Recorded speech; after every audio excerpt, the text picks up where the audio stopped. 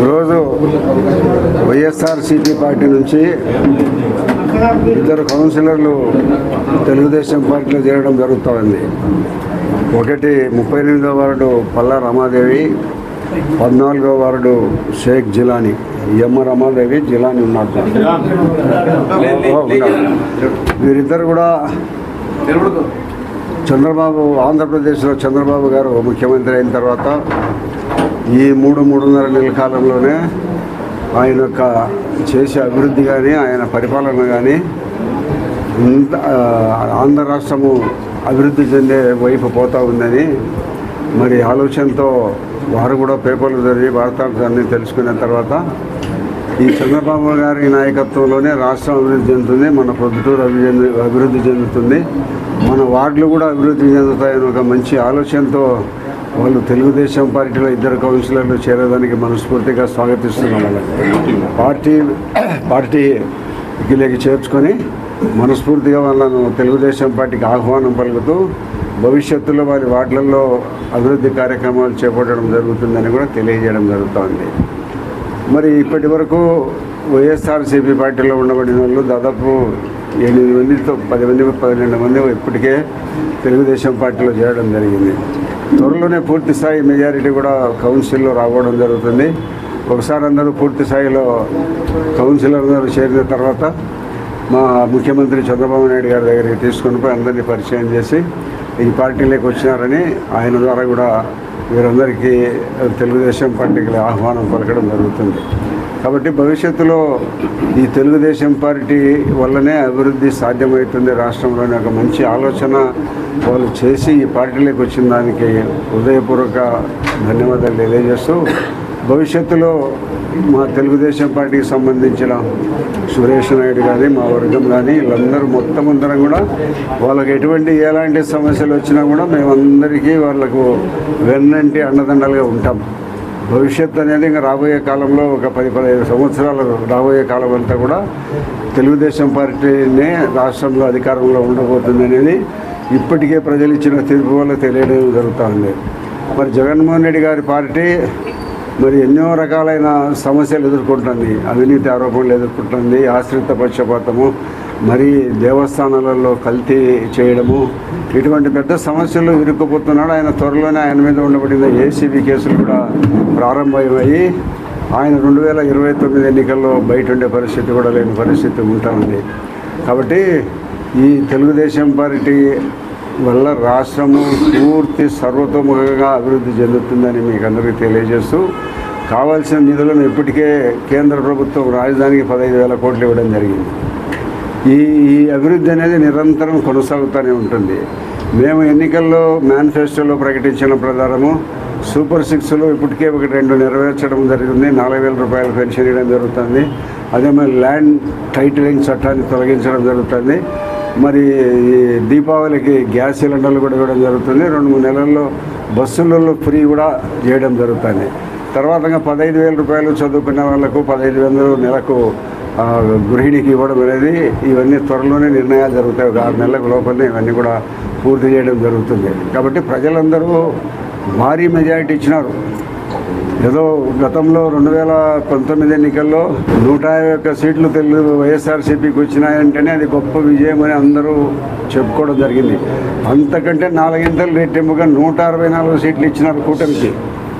కాబట్టి ఇంత భారీ ఎత్తున ప్రజాభిమానం సొరగొనే పార్టీకి భవిష్యత్తులో కూటమి పార్టీదే. కాబట్టి వీళ్ళందరూ కూడా ఒక మంచి ఆలోచనతో వాళ్ళు తెలుగుదేశం పార్టీ వల్లనే అభివృద్ధి సాధ్యమవుతుంది, మా వార్డులు కూడా అభివృద్ధి జరుగుతాయని ఒక మంచి ఆలోచనతో నిర్ణయం తీసుకొని వాళ్ళు వచ్చిన దానికి ఈ అమ్మకు మరి రమాదేవికి కానీ, జిలానీకి కానీ, మరి 14వ వార్డు జిలానీకి, 38వ వార్డు పల్లా రమాదేవి గారికి మనస్ఫూర్తిగా పార్టీలోకి ఆహ్వానించడం జరుగుతుంది. అన్ని రకాల మా అండదండలు సంపూర్ణంగా వాళ్ళకు ఉంటాయి భవిష్యత్తులో. కౌన్సిలరు సోదరి రమాదేవి, 14వ వార్డు షేక్ జిలానీ బాషా, గౌరవనీయులు పెద్దలు వరదలాంటి సమక్షంలో తెలుగుదేశం పార్టీలో చేరినందుకు వాళ్లకు మా ప్రత్యేక ధన్యవాదాలు తెలియజేసుకుంటూ, తెలుగుదేశం పార్టీ బీదల పార్టీ, ప్రజా సంక్షేమ పథకాలు అమలు చేసే పార్టీ కాబట్టి వాళ్ళు తెలుగుదేశం పార్టీ పైన ఆకర్షితులై ఈ పట్టణము బాగుపడాలంటే తెలుగుదేశం పార్టీలోనే అభివృద్ధి జరుగుతుంది కాబట్టి గతంలో వైఎస్ఆర్ పార్టీ తరపున గెలిచి కూడా చాలా చిత్రహింసలకు అవమానానికి గురై ఈరోజు ఎదిరించి తెలుగుదేశం పార్టీలో చేరినందుకు వాళ్ళకు కృతజ్ఞతలు తెలియజేసుకుంటున్నాం. తప్పకుండా వాళ్ళందరికీ మేమంతా కూడా అండగా ఉంటామని చెప్పేసి తెలియజేసుకుంటూ, అభివృద్ధిలో వాళ్ళు కూడా పాలు పంచుకోవాలని చెప్పేసి కోరుకుంటూ సెలవు తీసుకుంటున్నా. జై తెలుగుదేశం. అందరికీ నమస్కారం. మనం తెలుగుదేశం పార్టీ ప్రభుత్వం ఏర్పడినప్పటి నుంచి ప్రొద్దుటూరు ప్రజానీకానికి స్థానిక ఎమ్మెల్యే వరదారెడ్డి గారు కానీ, ఎన్నికల సమయంలో తెలుగుదేశం పార్టీ అధ్యక్షుడు రాష్ట్ర ముఖ్యమంత్రి శ్రీ నారా చంద్రబాబు నాయుడు గారు కానీ ప్రొద్దుటూరుకు ఒక మెడికల్ కాలేజీ ఇస్తామని చెప్పి వాగ్దానం చేయడం జరిగింది. ఎన్నికల అయిన వెంట నుంచి ప్రభుత్వం ఏర్పాటైన మొదటి రోజు నుండి కూడా ఎమ్మెల్యే గారు ప్రొద్దుటూరుకు మెడికల్ కాలేజీ కావాలని ఇప్పటికే 2 సార్లు సీఎం గారిని కలిసి వినతిపత్రం ఇవ్వడం జరిగింది. రాష్ట్ర వైద్య ఆరోగ్య శాఖ మంత్రి సత్యకుమార్ గారికి కూడా విన్నవించడం జరిగింది. నిన్నటి రోజు ప్రొద్దుటూరు హాస్పిటల్ను సత్యకుమార్ గారు విజిట్ చేసినారు. ఆ సందర్భంలో కూడా మన వినతిని ఒకసారి చెప్పడము, దానికి ఆయన ప్రతిస్పందనగా అంటే గతంలో ముఖ్యమంత్రి గారు కూడా ఇదే విషయం చెప్పారు. ప్రభుత్వ ఆర్థిక పరిస్థితి బాగాలేదు కాబట్టి ప్రైవేటు ఆధ్వర్యంలో వచ్చేదానికి ప్రయత్నం చేస్తాము అని చెప్పారు. సత్యకుమార్ గారు కూడా అదే మాట చెప్పారు. ప్రభుత్వం అంటే గత ప్రభుత్వం చేసిన తప్పుదేమో, యాక్చువల్గా ఈ పులివెందుల్లో పెట్టాల్సిన హాస్పిటల్ ప్రొద్దుటూరుకి యాప్ట్ అది. కానీ ప్రొద్దుటూరు ఆల్రెడీ 350 పడకల ఆసుపత్రి ఉండి ప్రభుత్వ మెడికల్ కాలేజీ పెట్టడానికి యోగ్యమై ఉన్నప్పటికీ ఆయన పులివెందులకు పులివెందులు ఉండేది 100 పడకల ఆసుపత్రి అయినా సరే దాన్ని అప్గ్రేడ్ చేసి దాన్ని ఇప్పటికి ఇంకా ఆడ 350 పడకల ఆసుపత్రి లేదు. 350 పడకల ఆసుపత్రిని దాన్ని అభివృద్ధి చేసి మళ్ళీ మెడికల్ కాలేజీ కూడా చేయాలి. అంటే ఆయన చేతిలో ప్రభుత్వం ఉన్నది కాబట్టి ఆయన ఏం చేసినా కరెక్ట్ అనే ఉద్దేశంతో ఆయన పులివెందులు తీసుకున్నారు. కానీ పులివెందులు ఇప్పుడు భవనాలు పూర్తి కాలే, అధ్యాపక బృందం కానీ సిబ్బంది కానీ ఇప్పటికి రిక్రూట్మెంట్ కాలే, వస్తారనే నమ్మకం కూడా ప్రభుత్వ ఆధ్వర్యంలో లేదు. ఎందుకంటే అక్కడ చిన్న టౌన్, కడప జిల్లాలో కంపేర్ చేస్తే కడప జిల్లా డిస్ట్రిక్ట్ హెడ్ క్వార్టర్ తర్వాత ప్రొద్దుటూరే అన్నిటికీ యోగ్యమైన ప్రాంతం మెడికల్ కాలేజీ ఉండడానికి. సరే, మనం దీర్ఘకాలంగా ప్రొద్దుటూరు మెడికల్ కాలేజీ ఉంటే బాగుంటుందని ఆలోచిస్తూ ఉన్నాము. ఈ విషయాన్ని మనం ఎన్నికల ముందే ప్రస్తావించడం జరిగింది. ఎన్నికల సమయంలో ముఖ్యమంత్రి గారు వాగ్దానం చేయడం కూడా జరిగింది. ఈ విషయాన్ని పదే మనం అడుగుతూ ఉన్నాం కాబట్టి వారు ప్రైవేట్ ఆధ్వర్యంలో ఇస్తాము అని మీరు ప్రయత్నం చేయండి, మేము కూడా ప్రయత్నం చేస్తామని చెప్పారు. సరే, వాళ్ళకు కూడా విన్నవించాం.